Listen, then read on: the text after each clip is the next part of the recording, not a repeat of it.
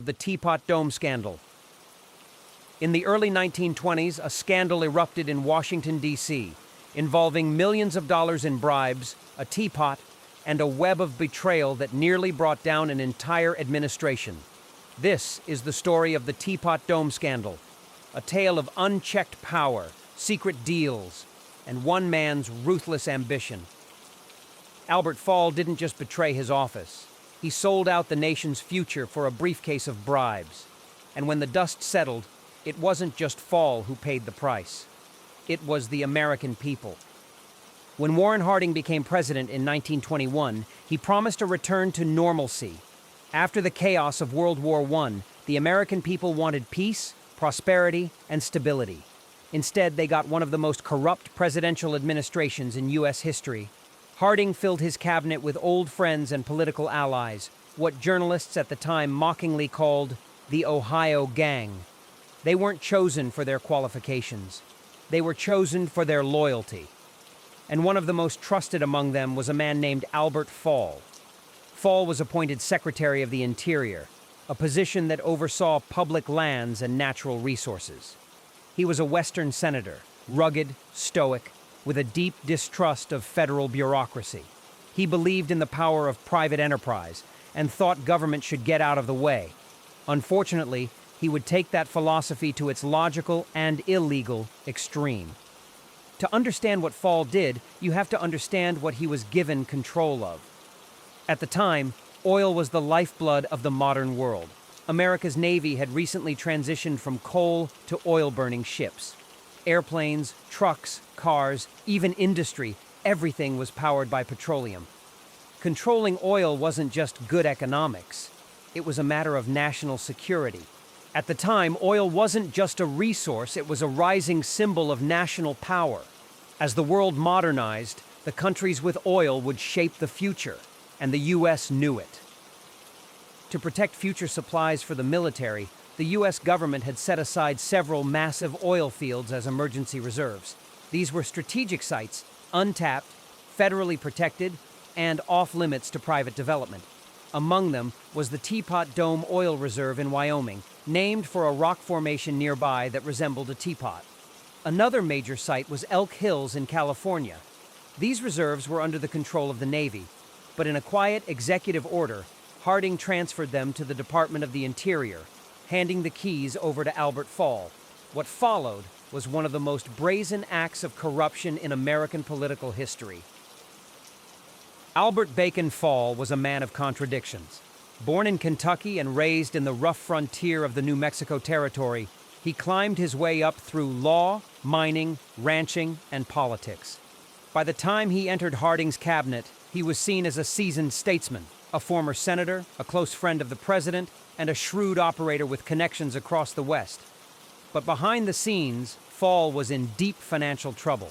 He owed money on his ranch. He was used to wealth and influence, but his lifestyle had outpaced his bank account. So when powerful oil men came knocking, Fall opened the door wide. He began secretly negotiating leases to Teapot Dome and Elk Hills. No public announcements, no competitive bidding, just quiet agreements between Fall and a select few businessmen, men who would make him rich in return. Two oil tycoons would become central to the scandal: Harry Sinclair, head of Mammoth Oil, and Edward Doheny, founder of Pan American Petroleum. In 1922, Fall leased the Teapot Dome Reserve to Sinclair. Around the same time, he gave Elk Hills to Doheny. On paper, these deals were legal. Fall claimed they were in the government's interest, but in reality, they were payoff arrangements.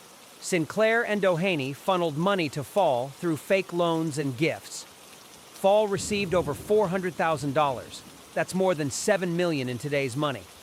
One of the payments was literally delivered in a black satchel, handed to Fall's son at the Wardman Park Hotel in Washington. With the money, Fall paid off debts, expanded his ranch, and renovated his property in New Mexico. To the public, he still looked like a loyal public servant. But he had sold off America's emergency oil reserves for personal gain. And for a while, no one noticed. But corruption leaves a paper trail, and Fall wasn't as careful as he thought. Whispers of impropriety started to spread in Washington. A few journalists and lawmakers began asking why valuable federal oil lands had been handed over without competitive bidding. The leases seemed suspicious, the secrecy even more so. Then came the Senate investigation, led by Democratic Senator Thomas Walsh of Montana. He was methodical, relentless, and patient. It took years of hearings, subpoenas, and digging, but eventually Walsh uncovered the truth. The massive payments from Sinclair and Doheny, the forged loan documents, the hidden accounts, and the cozy relationships between government officials and the oil barons. By 1924, the scandal had broken wide open. The public was furious. Political cartoonists lampooned the oil-soaked administration. Teapot Dome became shorthand for corruption. And Albert Fall? His world began to collapse. Fall was indicted for accepting bribes and brought to trial. In 1929, he was found guilty and sentenced to 1 year in prison, making him the first U.S. cabinet member ever sent to jail for crimes committed in office. But the others? Not so much. Sinclair was convicted, not for bribery, but for jury tampering. Doheny walked free. In fact, Doheny's defense successfully argued that his payment to Fall was a loan between friends, not a bribe. Despite the mountain of circumstantial evidence, the jury acquitted him. To many Americans, justice didn't feel fully served. Still, the scandal had lasting consequences. It damaged Harding's legacy, though he had died in 1923 before the full truth came out. It also led to reforms in how federal resources were managed and how government leases were awarded. More importantly, it awakened the public to the dangers of unchecked government power, corporate influence, and backroom politics. Teapot Dome wasn't just a scandal, it was a warning. A warning that power attracts the ambitious, that trust in government can be squandered behind closed doors, and that when oversight fails, it's often ordinary citizens who end up footing the bill. Albert Fall may have been the first cabinet member to go to prison, but he wasn't the last. The playbook he followed, of quiet deals, political favors, and personal profit, is one still in use today. The rock formation that gave Teapot Dome its name still stands in Wyoming, a quiet reminder of how power, once misused, can echo through history, and of how greed can shake the trust of an entire nation.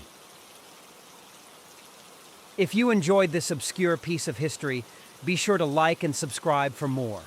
We've got plenty of strange, forgotten, and quietly important stories to tell.